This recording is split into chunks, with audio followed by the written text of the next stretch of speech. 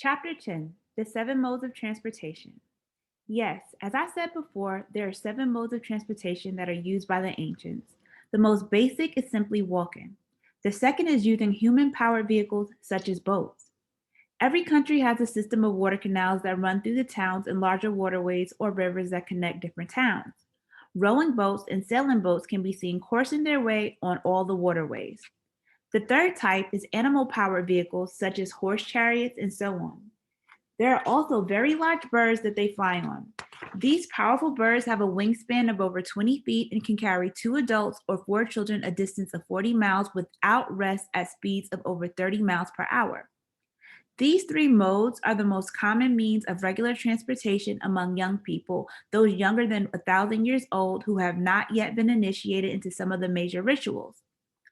These three modes of transportation can be used by all people every day for personal transportation, as well as to transport various goods that they use in their daily lives.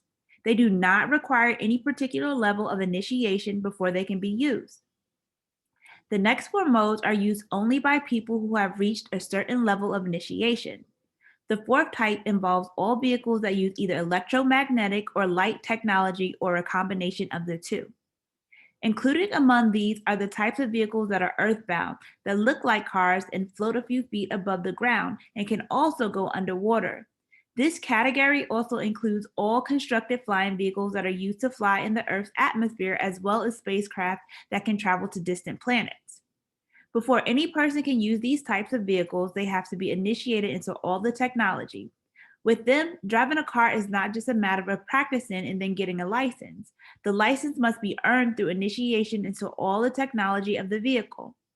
The person has to have the knowledge to build their own car from scratch, literally.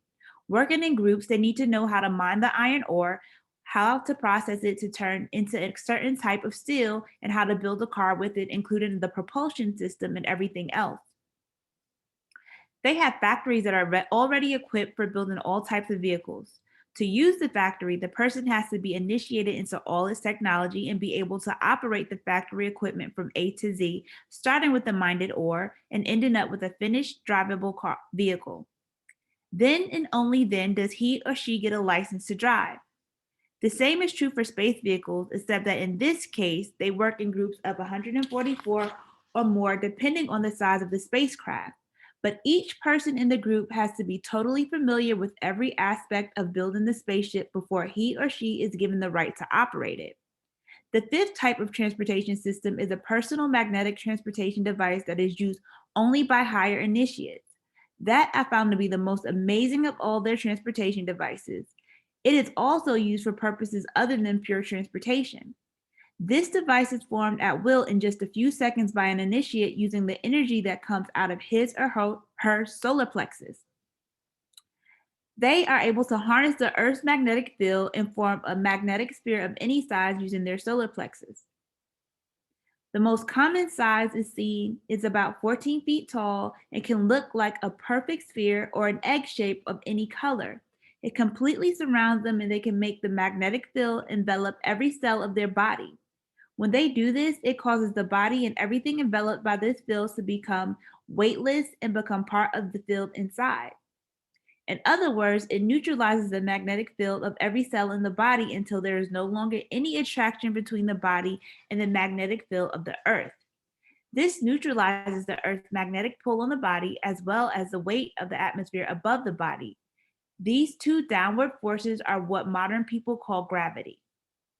Once the body and everything inside is enveloped like that and is weightless, they then are able to transport themselves by polarizing the magnetic sphere using only their minds to make it either remain stationary or be directionally attracted or repelled by the stronger magnetic field of the Earth.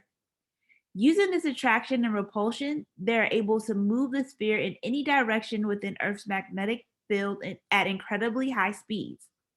When they travel long distances across the country or to other countries, they fly above the atmosphere and they reach speeds of over 100,000 miles per hour. That means traveling the equivalent of New York to Los Angeles in about 2 minutes. Every cell of their body is totally cushioned within this magnetic sphere, and they can travel silently through the atmosphere at high speed without feeling the effects of the wind. They can use this device on any planet because all planets have a magnetic field. The most common way for them to use it is in this invisible state. Thus, even when there are dozens of them flying in the same vicinity, as is sometimes the case when large numbers of people arrive at an important gathering, they cannot be seen. But all the residents, even children, are able to perceive them with their higher senses, even with their invisible eye, when they're invisible to the eye. For example, when a group of people is expecting someone to arrive in one of these vehicles, you will see them stop and stare at a particular location in the sky.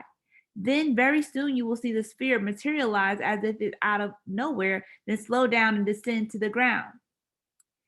It's actually not materializing or dematerializing. They simply change the color to make it invisible when traveling. And then, when they are close to landing, they change it back to a visible color.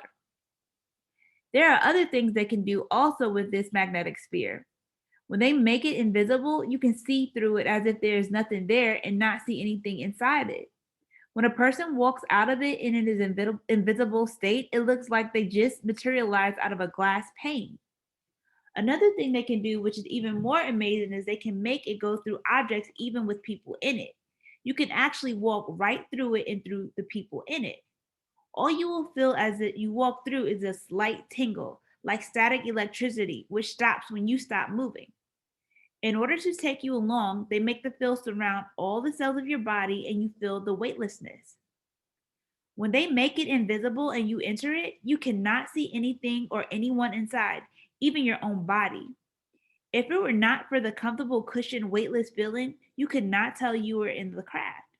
You can still see everything outside, but your whole body is totally invisible. I was so fascinated by this effect that at one time I told my host that I was going to take a mirror with me inside it to find out if I could see a reflection of my face. He just smiled and said yes. Of course, this turned out to be foolish on my part as the mirror became invisible along with everything inside the sphere.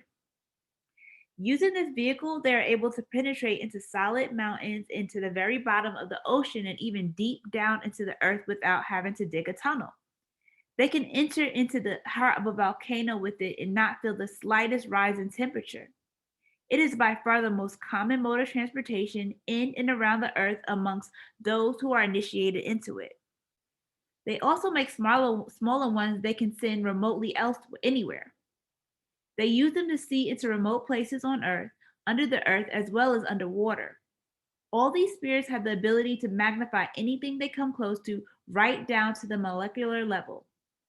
Thus, they can penetrate a living body with them and enable themselves to see into the cellular or molecular structure of any living or non living thing using the smallest of these spheres. The smallest one of these that I saw was about the size of a grain of sand with a golden color to it. At first, I could not see it in the room where a group of us were sitting. Then my host made it emit a moderately bright light that filled the whole room. Then I was able to locate it at the center of the light. As soon as I focused on it, he turned off the light it was emitting, and then I could clearly see the tiny golden sphere. It moved slowly toward me, and I instinctively held up my hand. It floated right up near my finger. My host said to me to focus on the wall of the room just a few feet in front of me. As I did, I saw an enlarged, perfect three-dimensional image of my finger in front of the wall hanging in midair. It was the top part of my finger only, down to the first knuckle. The image grew larger as the tiny sphere moved closer and closer until it disappeared right inside my finger. Now I could see the insides of my finger, the muscles, sinews, and veins surrounding the bone in perfect living color about 10 times larger than life size. The sphere caused a very small, pleasant tingling sensation as it moved inside my hand, up my arm, and into my torso. At the same time, I could see the insides of my body pictured perfectly in front of the wall. My host then stopped the sphere in front of my heart. I could see the rhythmic movement of my heart beating. The spirit then entered my heart and stopped near the middle. He then caused the image to enlarge until I could see the individual cells of my heart with their barely visible rhythmic movements. Finally, I felt it move again and it exited through the middle of my chest. The image of my heart remained frozen exactly where it was, enabling me to study it up close until my host turned it off. All the images were permanently recorded on the sphere. A few days later, I was able to mentally project the entire scene again in front of me, and it played the exact same sequence that it recorded before. As I said, these little spheres can also be controlled remotely with mental commands and be made to project their images while they are many, many miles away. It is my understanding that each sphere can be controlled to move and record only by the person who made it, but the recordings on it can be replayed by anyone who knows the mental commands.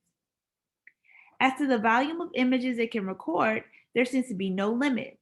My host told me that he had been using the same sphere to study plants, animals, and other things for over 800 years and said that every recording he made was still on it. The students are divided into groups, and each group studies only a particular section of the earth or certain species of planets and animals. Then all the members of the class, the entire generation, share their lessons with one another. There are millions and millions of different species of animals and plants, minerals, metals, and crystals, etc., to be studied. Each student cannot study it all by himself or herself, and that is why they share. The whole generation of 144 million students has to thoroughly know all these things by the time they get to experience the first great ritual at around 1,000 years of age. So they have less than 1,000 years to study all of it and have to divide the studies among the different groups to be able to complete it all. When the first great ritual occurs, they are able to join their minds and share all their lessons with each other. That way, all of them are able to cover every single thing on Earth as well as on all the other planets and celestial bodies in our solar system. One of the purposes of the first great ritual is to cause them to know every single thing that exists in our solar system, and they cannot know it until they finish studying all of it with their electromagnetic light spheres. The spheres provide them not only with images, but they also transmit all the properties of the thing they record. That includes all five physical properties of sensation: image, sound, smell, taste, and texture, as well as superphysical properties. Now, when the sphere records and transmits a property such as texture in a three-dimensional image, it is transmitted directly as electromagnetic properties, meaning the actual unique vibrational frequencies of the object. As you already know, every sensation has a unique vibration, or what we may call a unique electromagnetic signature. So the image that is transmitted that you then see in front of you is only an electromagnetic light representation of the object. Even though it is so perfect that it looks real, it does not have any solidity, and you can move your hand through it. But when you touch it, you will feel its texture. So you can feel the texture of a person's heart or whatever the object may be. When your hand touches the image, the recorded sense properties interact with the electromagnetic properties of your skin, causing you to feel the object's texture. In a similar way, they record smells, sounds, and even taste. When you put your nose on the image, you will smell the smell of your own heart. Thus, not only are you able to see every detail of your heart, but you can feel the texture of every part of it, smell it, hear its muted sounds, and even taste it. Since the only thing transmitted in the image is an electromagnetic signature and not the actual chemicals that make up the object, that means you can safely touch, smell, or taste the recorded image of any object, even those that are inedible and would otherwise make you sick. In the setting I was in, with only a small group of people, I was able to walk to the image and touch it. In normal circumstances, when they present their studies to large groups of people, they do not approach the object like I did. They use a certain type of crystal that they attach their upper arm around their bicep using a bicep bracelet make of silver or gold. The crystal receives transmissions directly from the image and passes them to the person's electromagnetic biosphere, or what is called the aura. So all the people in the arena watching the presentation are able to touch or smell the image as well as get its super physical properties at will simply by giving a mental command to their arm crystal. The people make the remote control electromagnetic light spheres when they are about 80 to 90 years old, soon after finishing the ritual for the creation of life. Each person makes his or her tiny sphere only once and keeps it for about 1,000 years. They do not deteriorate, being made of magnetism, electricity, and light. They store it in a small indentation or another crystal that they attach to their upper or lower arm bracelet or sometimes on a finger ring. Women usually attach it to a necklace, a head bracelet, or a wrist bracelet. Then, during the next 90 years or so, until they reach 1,000 years of age, they use it as the main tool for all their biochemical studies, as well as the studies of minerals, metals, and crystals on Earth and all over the solar system. They complete all of this physical study by the time they reach 1,000 years of age. Then they are ready to take part in the first great ritual. This ritual will help them to consolidate all of that knowledge and make it a part of their being. After they complete it, they no longer have a need to use the small spheres. They're able from then on to use another, more advanced methods of study, which enable them to expand their studies beyond our solar system to encompass all the star systems in our galaxy. For young people, those under 1,000 years of age, the spheres are a popular way to communicate with others. They do have telepathic abilities starting at a very young age, but they are limited only to the exchange of thought, conversations, without the ability to transmit sensations or images of their surroundings. So they use these spheres, which act somewhat like video telephones, except that they are the three-dimensional and do not need a screen and can also transmit sensations. When a person communicates with another, they will see his image in as much of the surroundings as the other person lets into the image and also get all the sounds, smells, etc. using their arm crystal. But all these sensations are only recorded properties. In other words, when you touch the image of a person and feel their skin, you are only touching a recorded sensation. The person does not feel you touching them. They converse with one another in large groups in arenas that are specifically built for this purpose. There, they set up communications with multiple groups all over the world. They share their studies on a monthly basis or more often if something important is discovered by one of the groups and needs to be shared immediately. The sixth mode of transportation is dematerialization, which is used by the higher initiates to travel to other places in the universe by dematerializing their bodies and rematerializing at their chosen destination. Then finally, their highest form of transportation is mental travel, where they leave their bodies behind and go to other regions of the universe and use the bodies of their twin souls, or even go to other universes where they're able to instantly make new bodies for themselves. Question. Brother B, you told me when you got to the past, you can only observe but cannot change or influence the events because the past has already happened. So, how can the host allow you to take a mirror into the craft? Is that not changing the events of the past? Response. No, brother, not at all. Remember, I already told you that the first self knows all the details of your life, including his entire future, to the very end of the universe. He knows every single detail of all that will happen to you and how you will react. That is part of the learning experience. There is an ideal path of experience that you can follow to gain knowledge and experience in any given lifetime. But no person ever follows the ideal path simply because each one is a unique personality. So you color or modify that ideal path with your unique personality. But no matter how much you deviate from the ideal straight path, the first self is always there to guide you back onto the path gently and lovingly, as you well know.